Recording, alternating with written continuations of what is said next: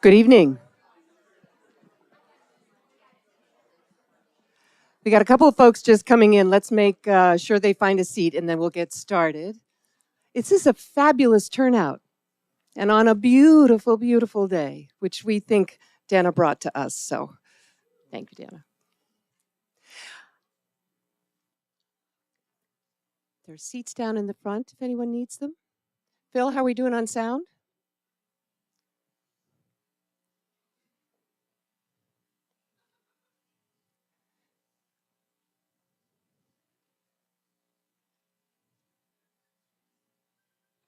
Okay. Can you all hear me in the back? We've had a couple of, yes, good, fantastic.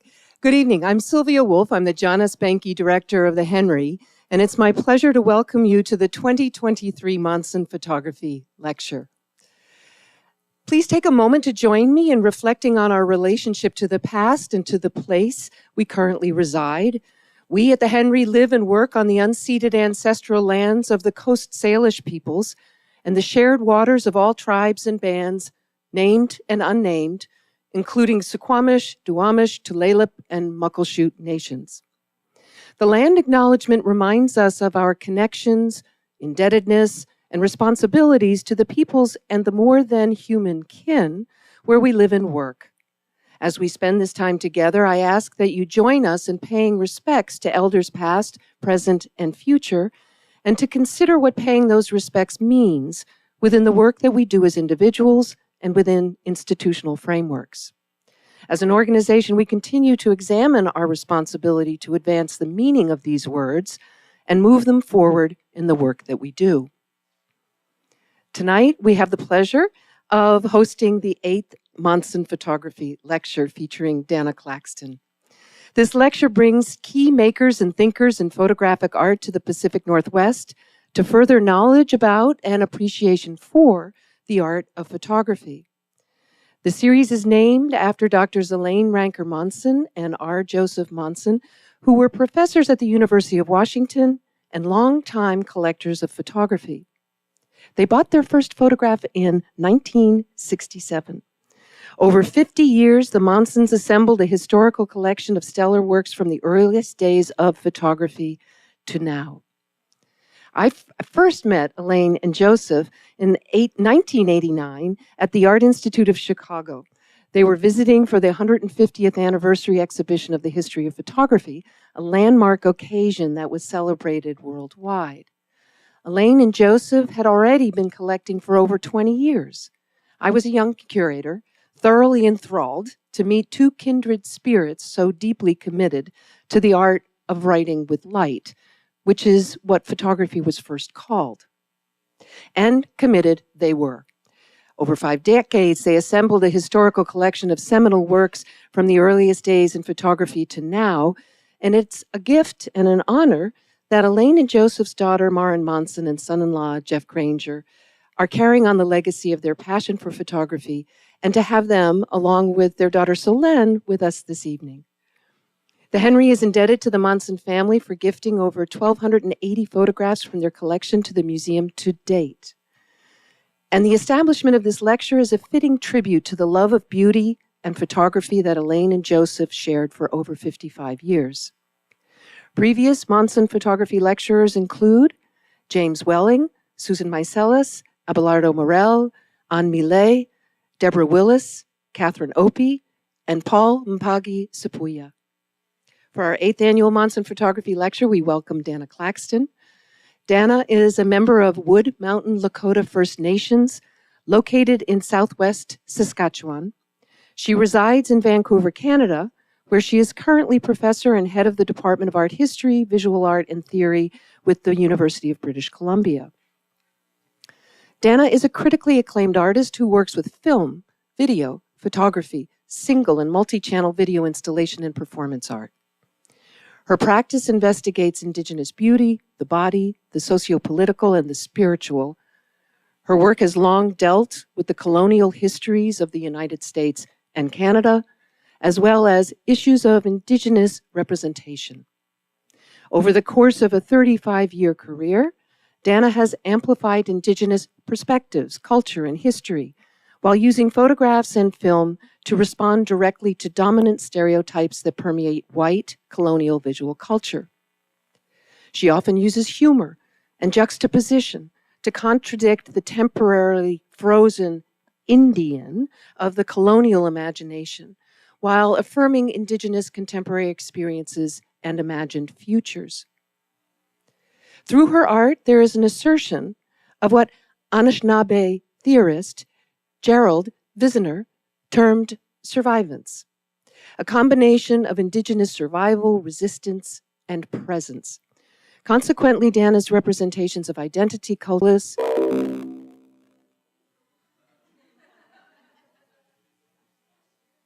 The Museum of Contemporary Art, Sydney, and the Toronto Biennial. She has received multiple awards, including the YWCA Women of Distinction Award in 2019 and the Governor's General Award in Visual and Art Media Arts in 2020. Additionally, her work is held in public, private, and corporate collections, including the National Gallery of Canada, Minneapolis Institute of Art, 7th through July 9th, and it's on view for you, coinciding with this lecture for this very special occasion. I'll stop now. You want to hear from the artist? Please join me in welcoming Dana Claxton.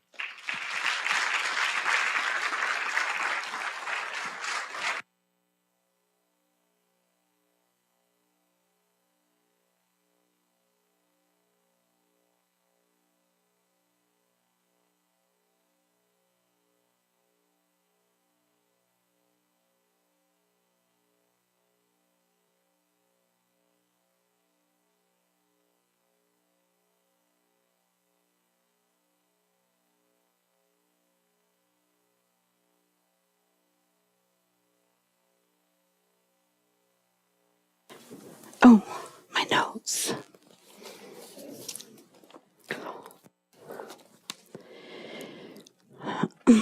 So thank you so much for that generous and thoughtful land acknowledgement. Since many public institutions have been making land acknowledgements, people are asking, what does it really mean and why are we saying it? And so it was lovely to think about, why we say it and what those words mean and how we can activate it, basically. So thank you for that. And I'd also like to thank the local Salish communities. Vancouver is on Salish, unceded territory as well.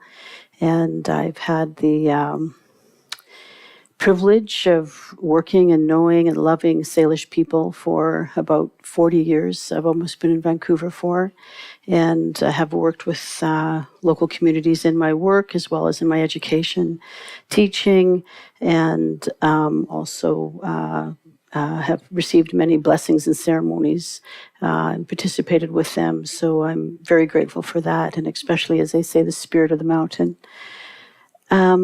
So I would like to also thank the Henry Art Gallery, and I won't mention everybody, but thank you so much for organizing this and inviting me to come and talk about my work. And also to the Monsen family, who are so devoted to photography, thank goodness.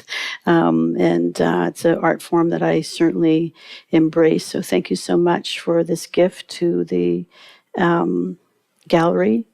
And so I think I'll stop there. I'll start showing some images. Okay. There we go. I thought I'd show some images that are actually in situ. So they're in the space where they've been shown, because our art gets activated in all kinds of ways, and it goes from whatever the artist's mind, the studio, and then, for me, it doesn't really come to complete life until the viewer gets to have a moment with art. And so I thought I'd show you some of these works in situ. And so this is a work, landscape, and it's a place that I've returned to over and over and over again in Saskatchewan, which is just up from North and South Dakota. My own ancestral heritage is my family came to Canada with Sitting Bull, and the border is, not an Indigenous border. The border goes right through every community, and same with here in Salish territory. There's, you'll have a grandparent, there's grandparents on one side of the border and families on the other side. So the border has been a little bit disruptive. when it comes to certain things, because it's not an indigenous border. I guess it would be considered a colonial border, part of, the discovery narrative and all those complications. So before the formality of the border, Lakota people would, sort of, as my uncle describes it, and he always describes it so beautifully, is we would be with the buffalo. So we would come, we'd be with the buffalo and the berries. So however the buffalo might go and the berries might go. So it was just very fluid. And then you'd come back and then you would, have sort of winter grounds where you were. So this particular site, and it's hasn't quite been determined of who, there's sort of several people who would have lived here, and the Sioux, the Blackfoot, the Cree, and the Nofs Gros. But it's such a remarkable site because it's still wild prairie grass, and a lot of the plains have been, extraction farmed, and so wild prairie grass is actually becoming more and more extinct, as well as some really interesting critters and little reptiles and all those things that inhabit wild prairie grass. So this is one area where it's still all wild prairie grass, but it's also was different villages were here. And so a family friend of ours, Teddy Douglas is his name, retired engineer, farmer turned engineer, and he came back home, and he was a pilot as well, and he made these gadgets to hold his camera, and so he would go up flying, and it was after the first. I feel like I'm talking too loud. Is it too loud? Okay, thank you. So he's up there flying around in his thing that he's clicking while he's flying. I'm sure it's sort of, maybe you're not supposed to fly and click a cable at the same time. And then the first snowfall started to happen. And then as he was looking down, there was, several dozen teepee rings. And so the snow had just dusted them, and they became visible to him. And so it's on different ridges where the teepee rings are, and then different earthworks and earth sculptures, as well as a Vision Quest site. So I go to this Vision Quest site and have made all kinds of videos and photography. And so this was a recent work. Well, it's a work actually that I shot in black and white, just on 35 mil about 20 years ago, and then finally a couple of years ago decided to bring it out into a work, and so just left it very unframed, unmounted, and it sort of, if you walk by it, it moves, and it's just on kind of, I guess, magnets in terms of how it hangs, but thinking about landscape and place and layers of history and the treaties, and that prior to, say, Indigenous and non-Indigenous treaties, there was treaties that, that the rabbit had with the snake. There's treaties that the buffalo had with the elk. There were all these sets of treaties in this same spot. And then when we came, we're considered the Buffalo Nation, part of the Star Nation. Then we had to make treaties with the Buffalo Nation, with the Rabbit Nation, with, we had to make all these treaties. And I guess it's called, what was it? Oh, it was, you make these treaties so people can exist. And so, but, sort of, it wasn't about going, I suppose, in and sort of colonizing each other. It was to say, let's have this treaty. I might have to eat one or two of you for lunch, but, we won't eat your whole family. We won't eat you for decades, and generations will let you be. So, sort of animal justice, right? So there's a lot to be learned from those kind of particular treaties with the four-legged. So I always think about this and the kind of treaties that exist here with the animal nations, as well as with Indigenous and non-Indigenous people.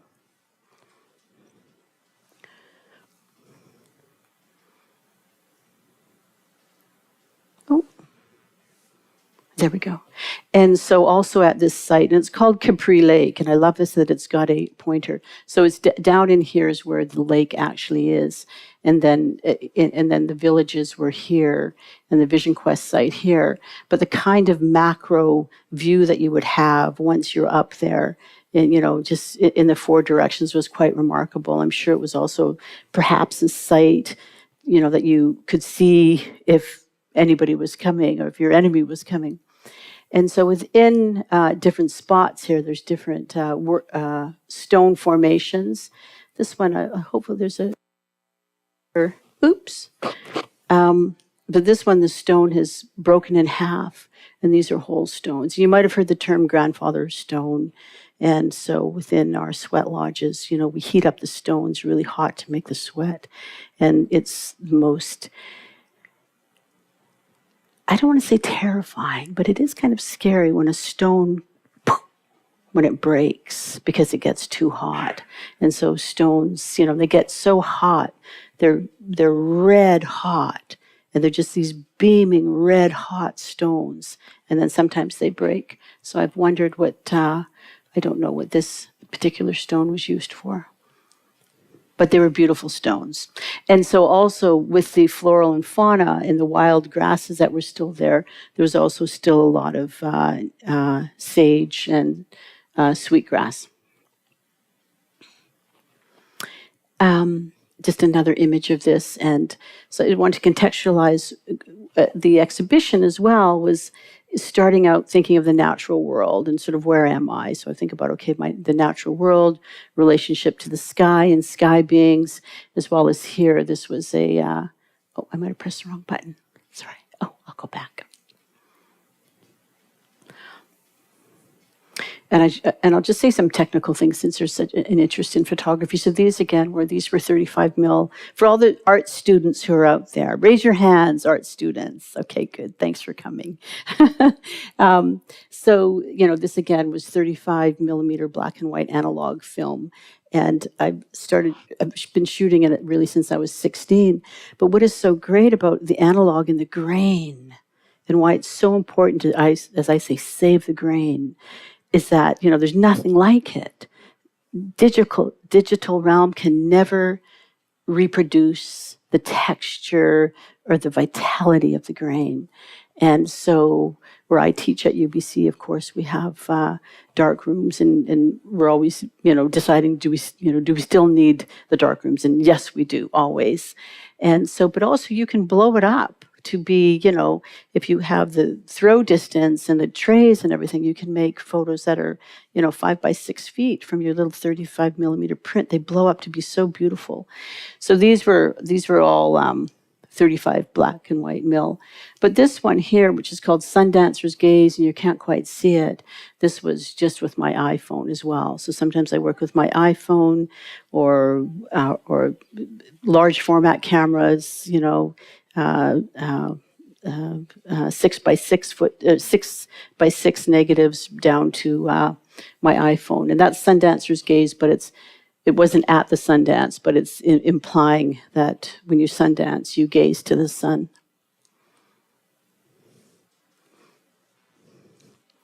Oh, that's just a close-up of the stones. Also, they're within the tradition of black and white photography, landscape art, and but I think also, I guess, sometimes you, as an artist, you know what you're doing, you plan it all out, and then other times the magic happens when you're out there. And so, if I'm indigenizing anything, I think for me, these are like indigenizing the traditional landscape black and white photography. And that's Sundancer's Gaze, and that's about 4 by 4 feet. I seem to be interested in scale and impact of scale. That's often the work. The materials will tell you what they want to become. And so this particular, this is again from the Capri Lake site. And these are and this was another time, like 10 years later or something. And, but they're in 35 mil color Kodak. And so in these ones, I decided to show the artifact of Kodak just because, sadly, Kodak is no more. And even with other works that I make with my large, as I call them, fireboxes, that particular Duratrans film is at my printers right now, and he's got one of the last rolls in North America, so we're making some extra copies because it's the last of Kodak Duratrans. They refine the color. Fuji's great too, but Kodak had a particular mixing of color that is unmatched. So it's just something different now with Fuji. So these are color photographs as well, going to the site again.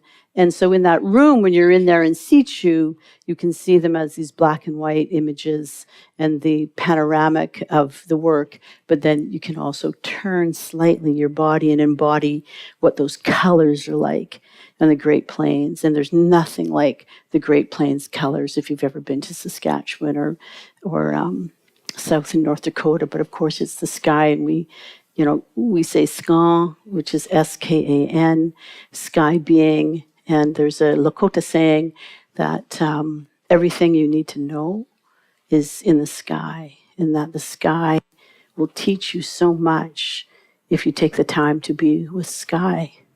So these were just looking at the sky as well. And then in the foreground, the natural floral and fauna. So again, within the tradition of landscape photography. Oops.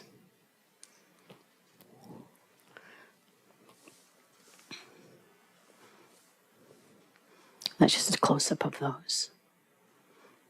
And then the lake itself. Oh, sorry, I pressed the wrong button again.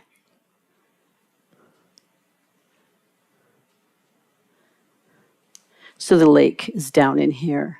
And so I've done performance art here. I've made films here. We've made our own rock art here. We've done many things in this site. And so one time when I was doing a performance, there was, in this area, came 3 or 4 antelope. And I don't know if you've ever seen Canadian or American antelopes. They're as beautiful as African ones. There's only a handful that roam around, but they're beautiful. So some antelope came to visit, and then we think there was a big wolf, so we turned around and came back.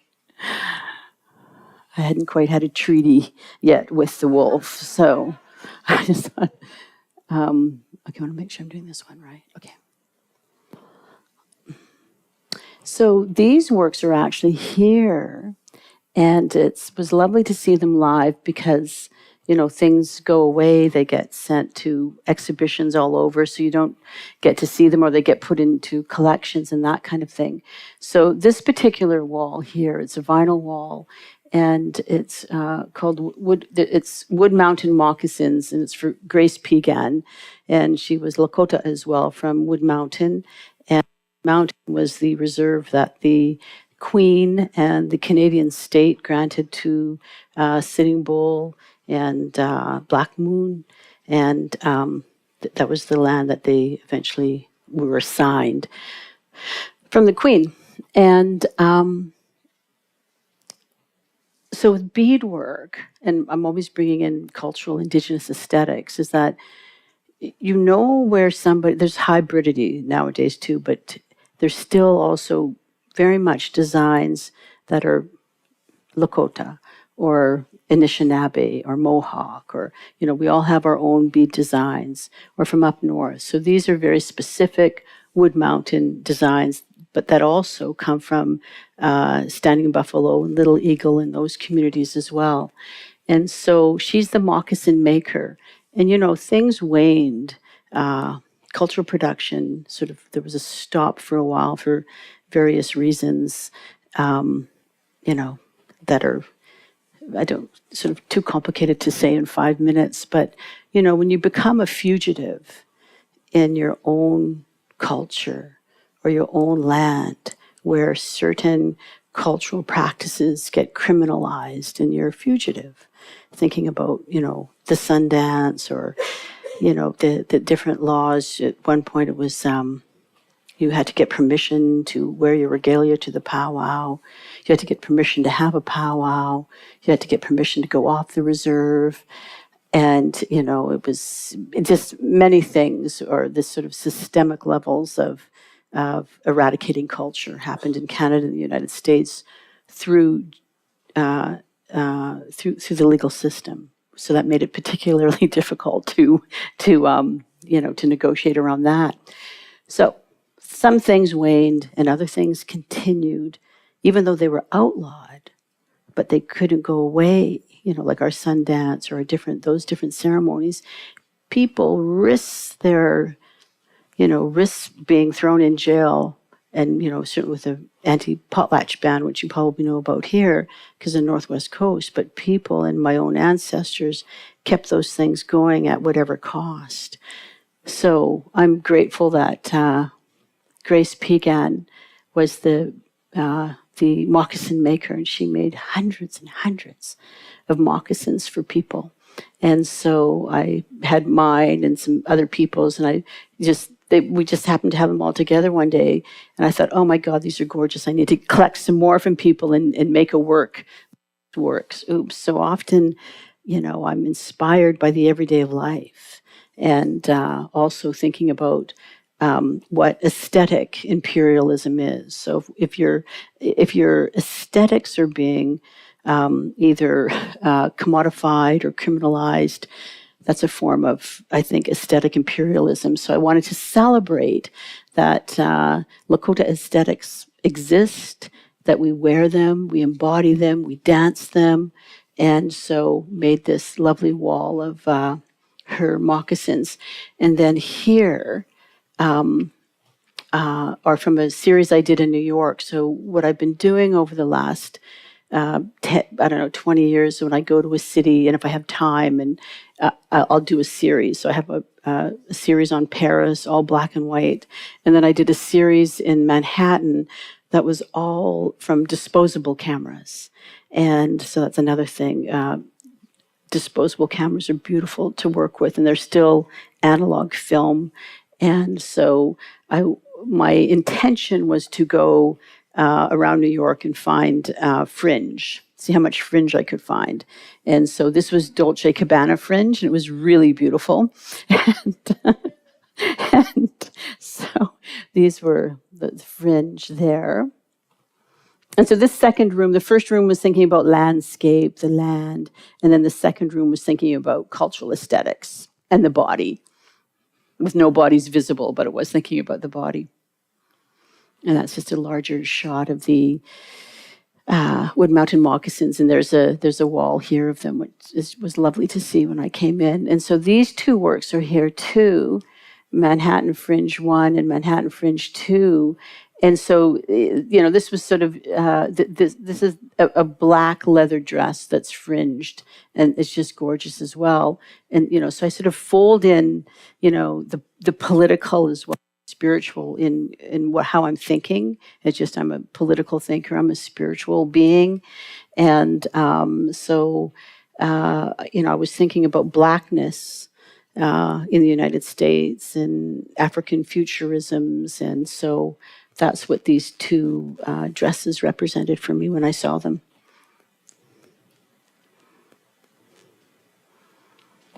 So the second room was about cultural aesthetics, but still no bodies. So the first room was the land with no bodies. The second room was aesthetics with no bodies yet. And then these are my my great grandmother's moccasins. So I photographed those and put those in the show as well.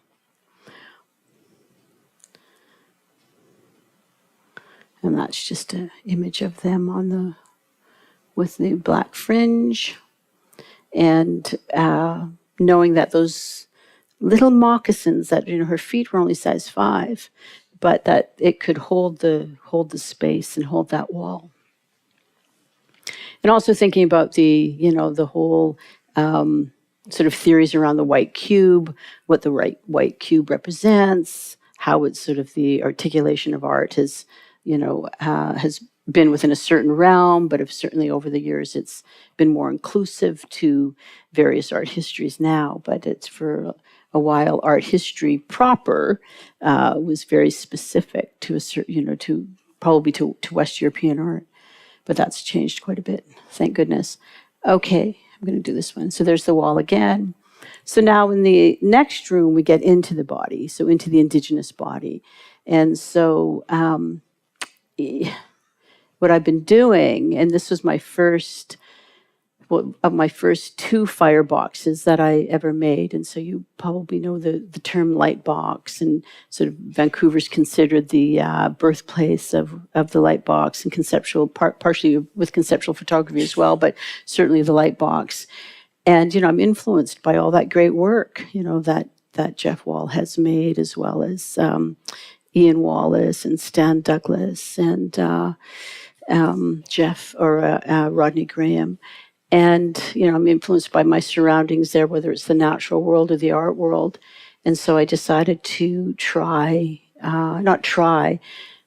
I made some work, but then the work basically demanded from me that it be a light box, and I couldn't do it. So I had these negatives for 4 years because I just couldn't go in that direction, because it was sort of this very particular domain that was, the Vancouver School, and, I was an addition to that.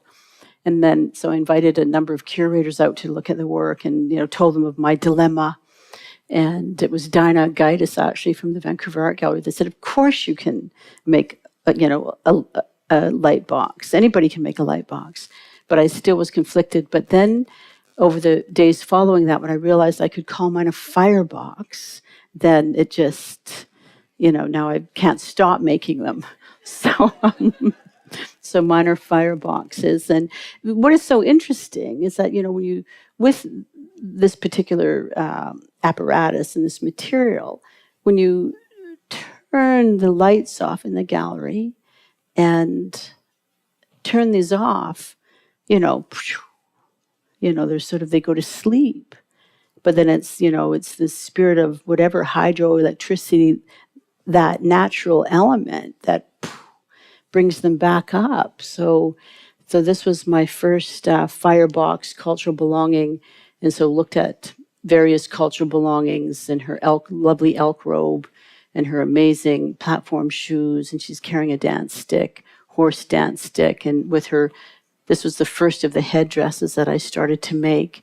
And, so the idea was she's bringing this history, perhaps even dragging it with her. She's, and it's like, it's a little bit burdensome, but it's there and she likes it. And then she's who she is in the contemporary life, but also going into the future. And so this one, Lasso, is sort of a companion piece.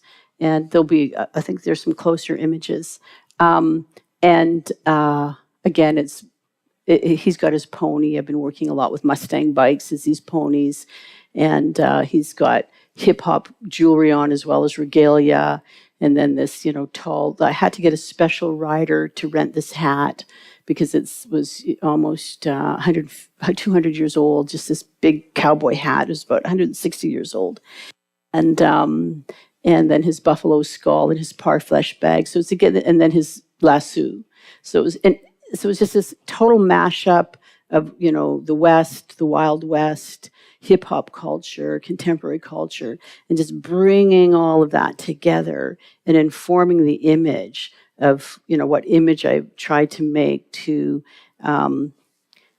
show contemporary indigenous life, basically, and that we have these difficult histories, we have these dynamic histories, we have this enormous history, and that just folding all of that into the image, and then also bringing in spirit and magic, which is the lasso. The lasso goes out of the frame. And so as much as a photograph is about what's in the frame, it's also what's outside of the frame and what realities happen outside of the frame. Certainly for photojournalism or street photography, it's like, okay, you framed it and there's the image that you've made, but what goes on outside of that frame interests me as well. And so So for instance, there's something that goes on outside out of this frame. It stops. The story in here stops, but it continues outside of the frame as well as here as well.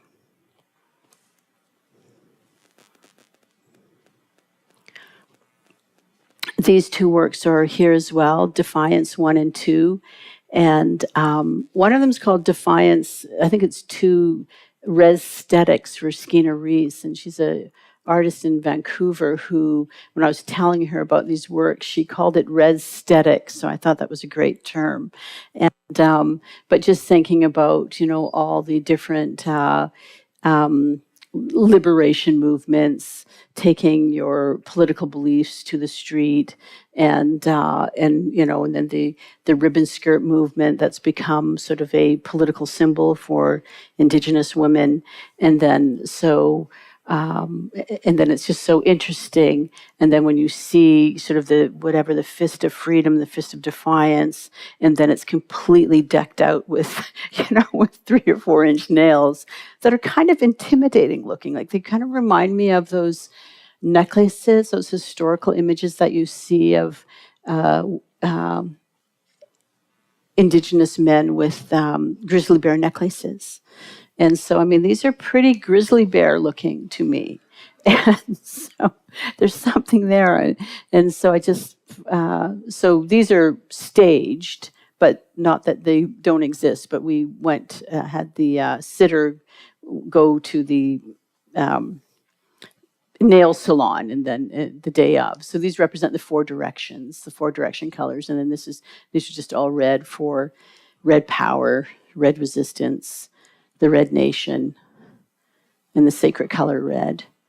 And so this work here is called Study for a Protest. And I wanted to think about hand tinting.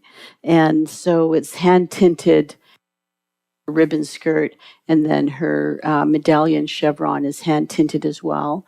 So these are 2 young women who are part of the Rematriate collective. They were a young group of women who wanted to rematriate. And so I asked them to sit for me so I could to do a portrait of them that I actually put into a much larger work. And so this is called Study for a Protest.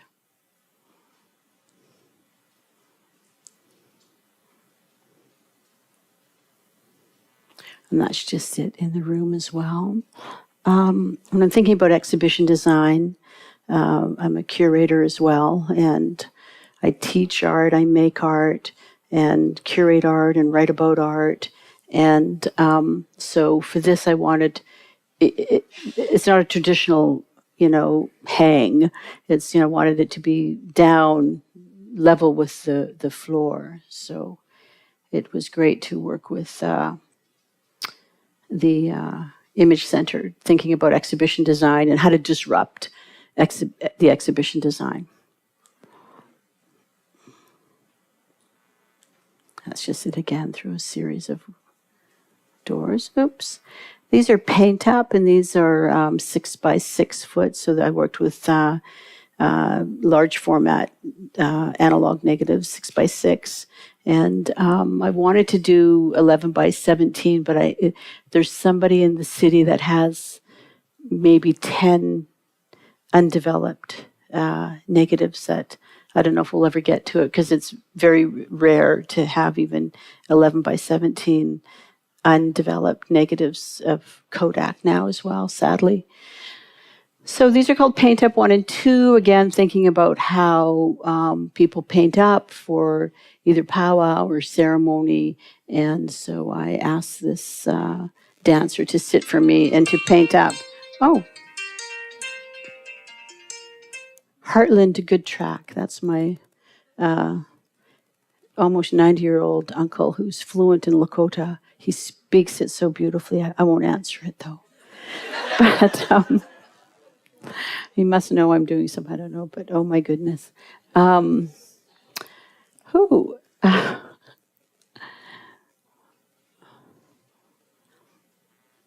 One of the few, actually, there's only a handful of fluent Lakota speakers in Canada, and he's one of them. So let's paint up again.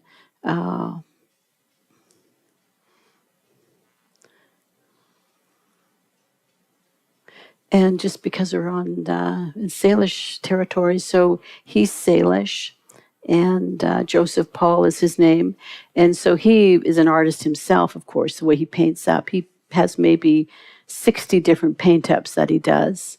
And so this red here is very indicative of Salish, sort of a Salish wave almost.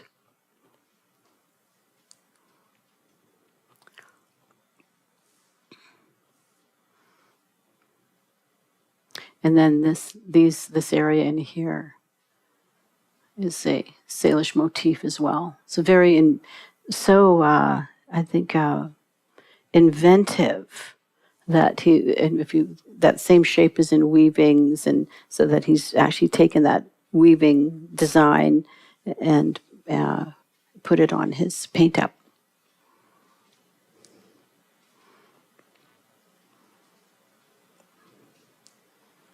So that's cultural belonging, just another look at her.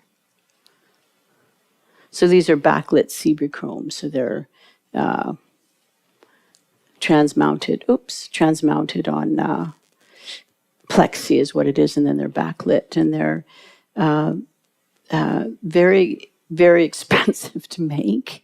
It was another reason why I thought, do I really want to make these? But it calls for it. It's just what it wants to be.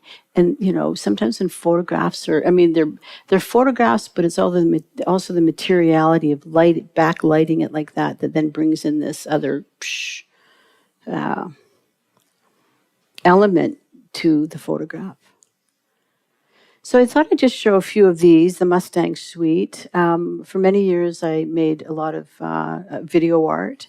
A lot of video art I made, and then I was commissioned to participate in an exhibition that was part of the Cultural Olympiad for the 2010 Olympics, I think it was.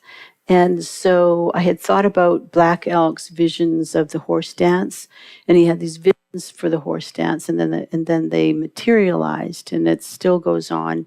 People have the horse dance, and so that was my sort of the foundation of thinking about Mustang Suite. And so everybody had their own Mustang, thinking about freedom and mobility, and the color red for, again, red nation, red people, red resistance, and the sacred color red. And it became a suite. And as a filmmaker as well, seeing these multiple images, so often when I'm making work, I haven't been too successful at just making one, standalone work. I always seem to see them in a suite or a series together. So this is the Mustang Suite that was installed. I think that was at the National Gallery in Canada.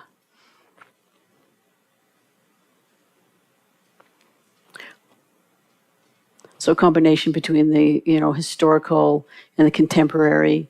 An Indian boy on the pony, but he's wearing his Adidas pants on their red Mustangs with the red Mustang.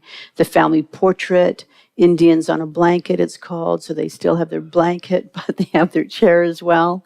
And then Mama's got a pony girl named History and sets her free.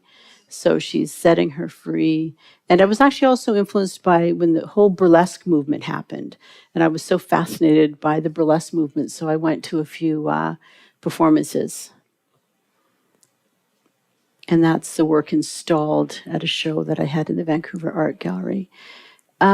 So I'm dipping into this is new, those were older works. This is newer work, still continuing to look at the historical, the contemporary, the future.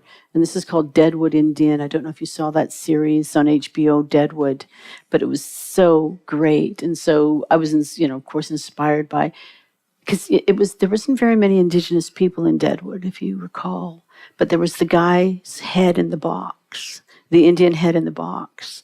And I still actually want to write about Deadwood, quite honestly. So this is Indian Deadwood, and I say Indian NDN.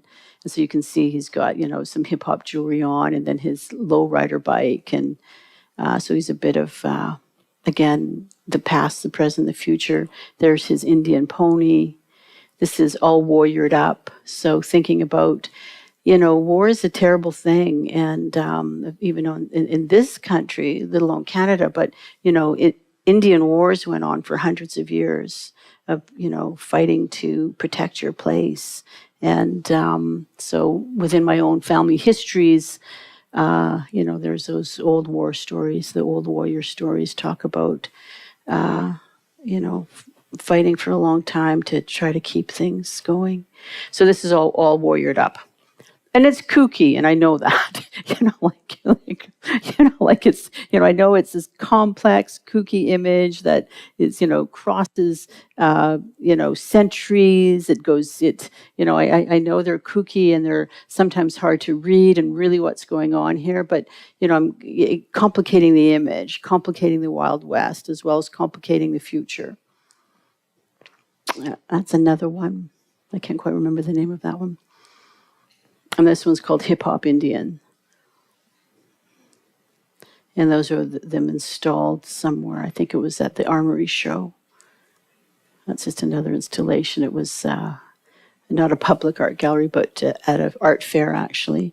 So with the fireboxes and the headdresses, the first one I made, which isn't here, but made a series of headdresses and asked different sitters to come and sit for me. So this is my foray into portraiture.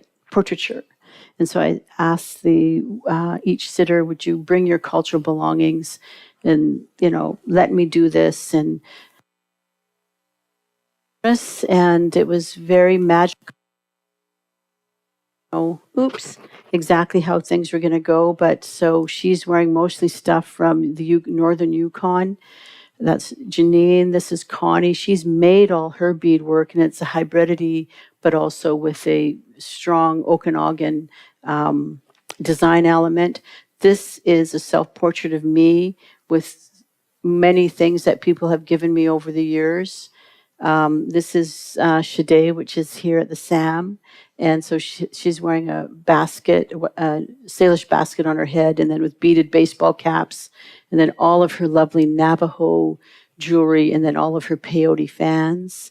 And then this was also a collection from different collections. So they're portraitures, but they're not veils, and they're not, they're named. All these women are named, and they can actually,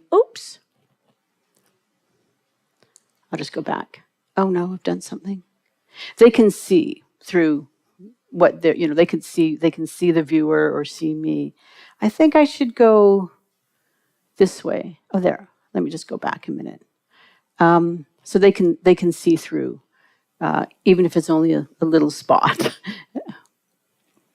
And that's the one here. And it was very generous of everybody to bring their cultural belongings and let me photograph them. And it was very generous of them to share these things. And so this was the show introducing boxes to the world. And the first firebox that I made. And then this is two silk works, and I was calling them. Then I started getting to the idea of firebox, wind boxes, printing on other materials, and so printed on silk on that work. And then there's the first headdress. Again, thinking about what falls out of the frame and how does the story continue after we've read the story that's inside the frame. Oops. Let me go back.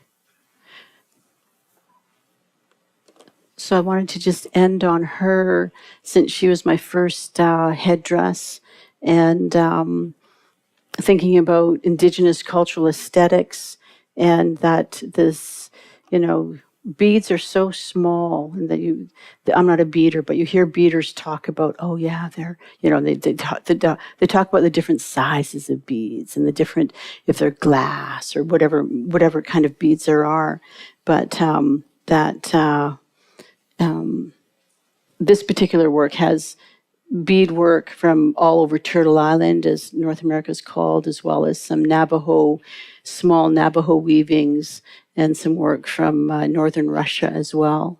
So, sort of also taking into consideration sort of indigenous representation, and I guess in terms of the value of indigenous form and aestheticizing that value within contemporary art is something that I think I've explored without really realizing it at first. That's what I was doing, but wanting to bring those things forward, and that they're valuable and beautiful and complex, and that they shouldn't be fugitive. So I'll just end there.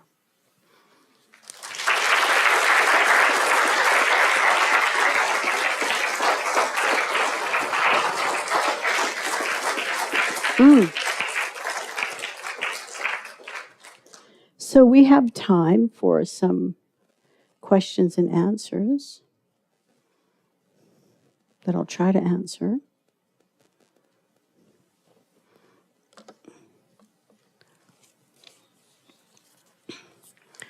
Oh, I see a question here.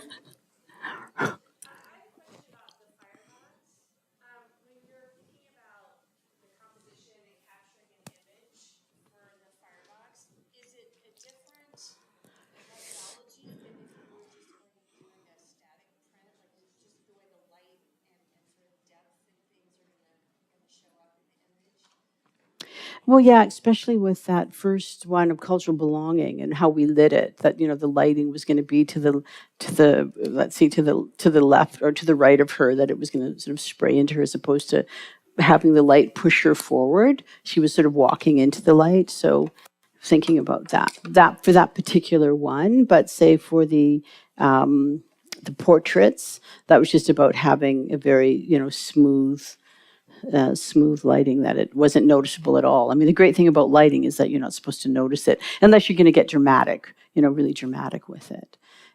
But the black and white ones of Study for a Protest, that was so interesting to shoot because I was taking that image because I was going to put it into this, and I did put it into a much larger protest image from the 1970s in Vancouver.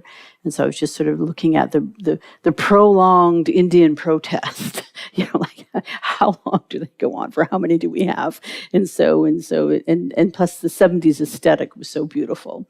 And so I had placed these two young women into this larger protest, but lighting it, sometimes I show the studio lighting because it was so particular to get the exact same black and white image from the 70s with that kind of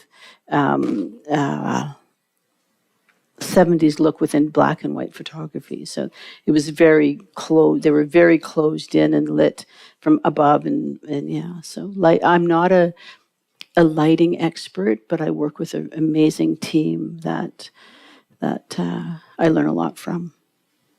Thanks for the question. Was there one over there? Hi. I have a question about the photographs you took in Paris and New York. I mean, the Paris ones I've only seen in the book format, which is beautiful. Thank you. And I'm curious about how do you look at fringe as you encounter the context of New York. I mean, the fringe I was focusing about revealing a racist stereotype being all over the city. In this case, it might be more ambiguous. I'm curious how you think about this encounter as you're moving. Thank you for the question. Fringe is so beautiful, to begin with. And if you think of like traditional plainswoman dancers, the way the fringe has to move, and it's a great skill. Like you have to move it in a certain way, and it has to glide, but it can only just barely graze the earth, so just the way it moves is lovely. And then, of course, with all the different dancers with different elements of fringe. And so it's alive in some capacity. It has its own agency and its own spirit, and it's alive. And so, But of course, so many cultures have fringe and the way it moves, and and just thinking about different pageantries and the movement of those ribbons, so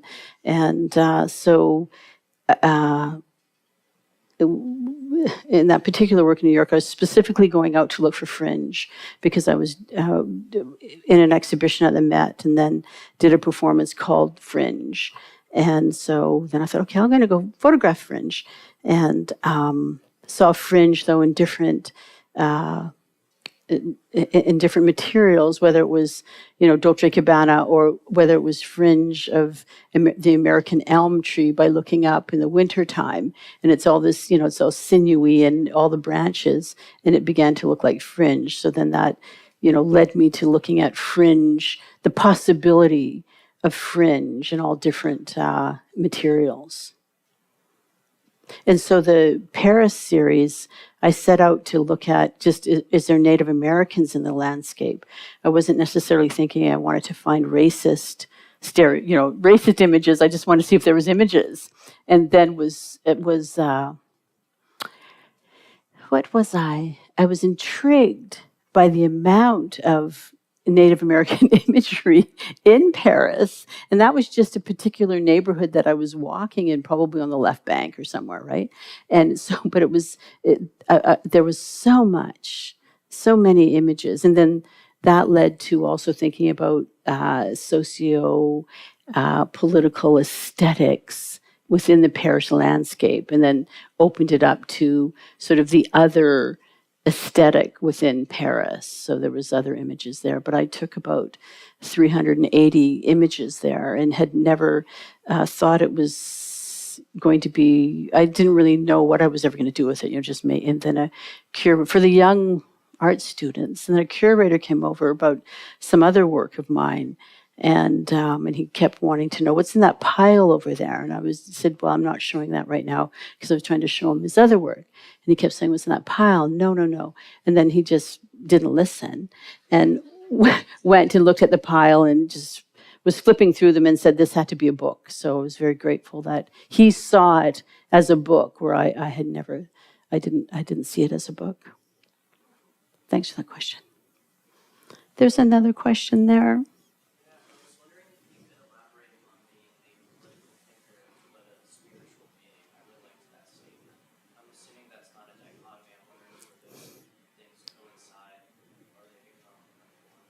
Right. That's a very deep, that's a very deep question, and I appreciate it. But I guess it's and when I'm thinking about politics, I'm not thinking about slogans or party slogans, or just really about, how we are in life, right? And we happen to have to reside within these political systems, right? So how do we reside within, all of them, and make our way and make sense of it all? But at the same time, having a, spirit, for me, a spiritual practice within all of that. And that it's true, they're not a dichotomy. But I think that, I'm not a politician, so I don't really even know how they think when I think about it. I haven't really thought about it, but that there can be, I don't know. It's. I don't think I can fully answer your question. Okay. Thank you for asking. Well, I'm interested also in your film work, video installation work, and I'm wondering how they interact with your photography, how they influence each other. Thank you for that. I think that they're the same, not the same, but it's lens-based work, and just with the installation, whether they're multi-channel or single-channel works, or now the image becomes moving as opposed to still, and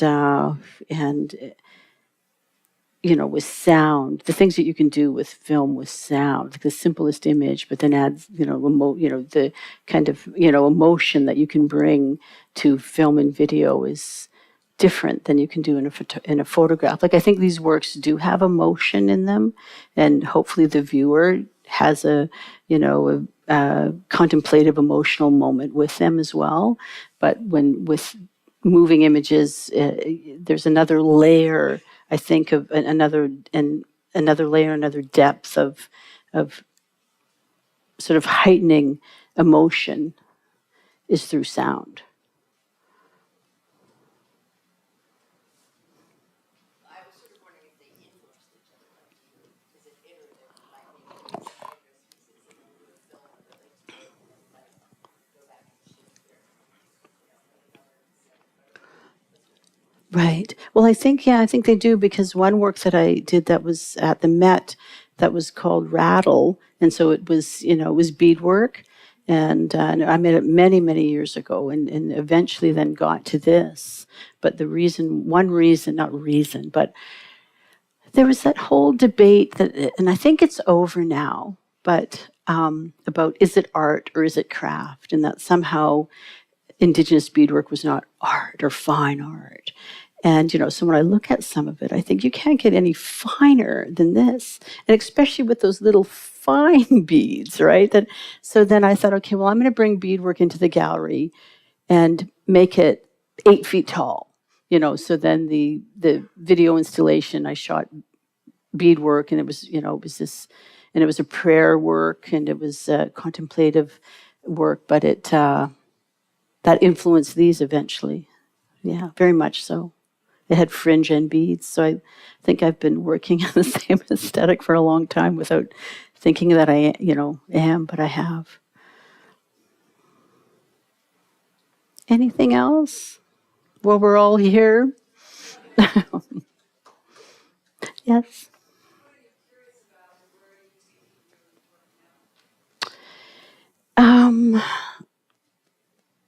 Well, I'm interested in, always interested in representation. And I suppose the politics of representation, and then the spiritual idea of representation folded within the politic. And so that seems to be an ongoing investigation. But I'm actually going to be making a feature film next year, which is, I'm going to say it's actually, I think it's completely unconventional, but it's not, usually I make experimental cinema. So where this one's going to be, a straight narrative, although it's not straight at all, but a narrative feature film. And that has everything I seem to like. It has politics, drag queens, contemporary art. It's got everything I love, so it's all going within there. So that's going to be interesting to see how I take this practice and then shift it into a feature film. So that's what I'm going to try to do. So that's my interest right now. Thanks.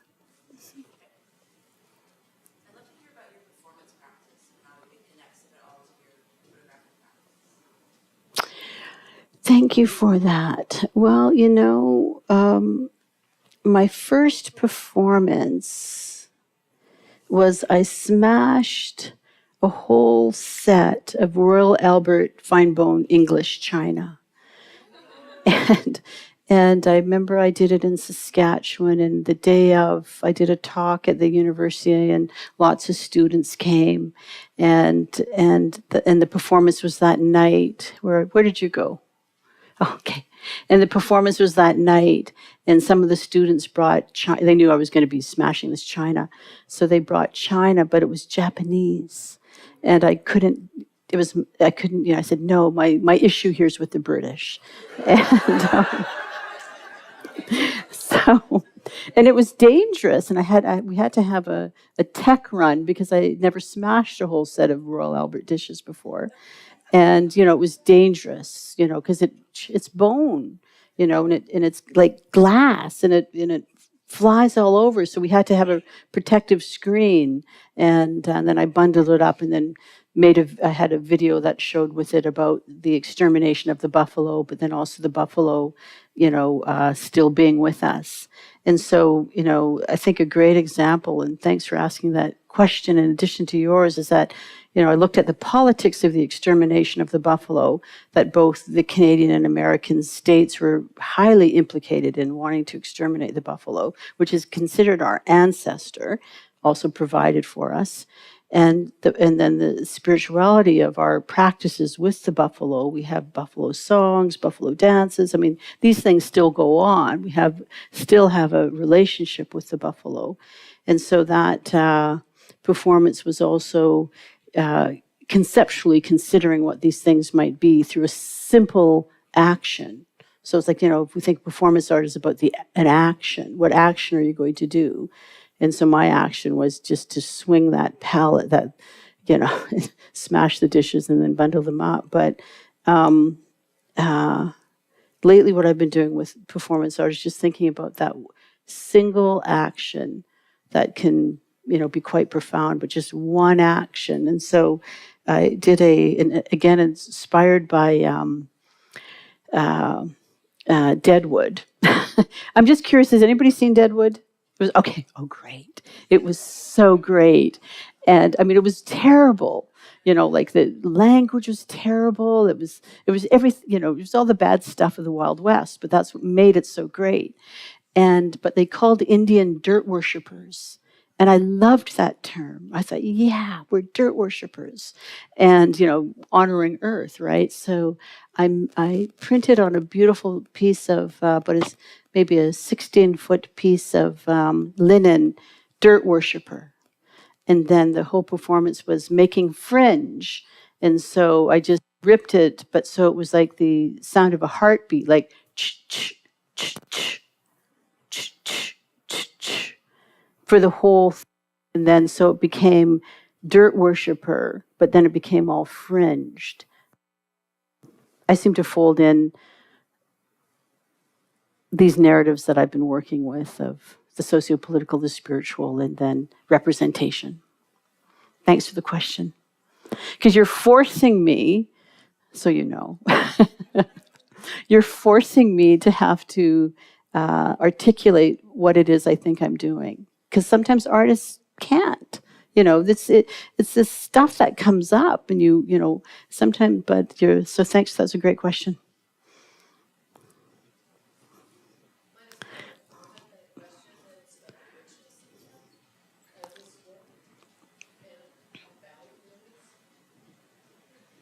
Thank you.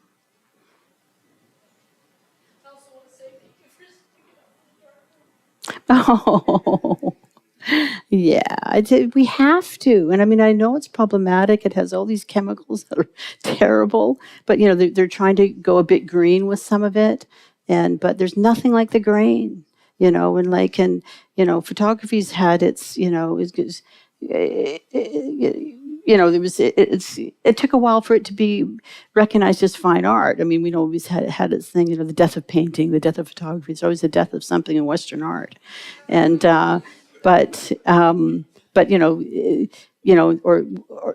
photography is very important in the darkroom, very important. So to art itself, as well as printmaking. I, never would have thought I would defend printmaking as much as I do now after being in an institution and working with printmakers. And, printmaking is so significant to art with all, it's so important that those old technologies that have created art for us to enjoy art, continue to exist. Shift maybe in their context or their narrative, but that the process of those processes, that they continue to exist.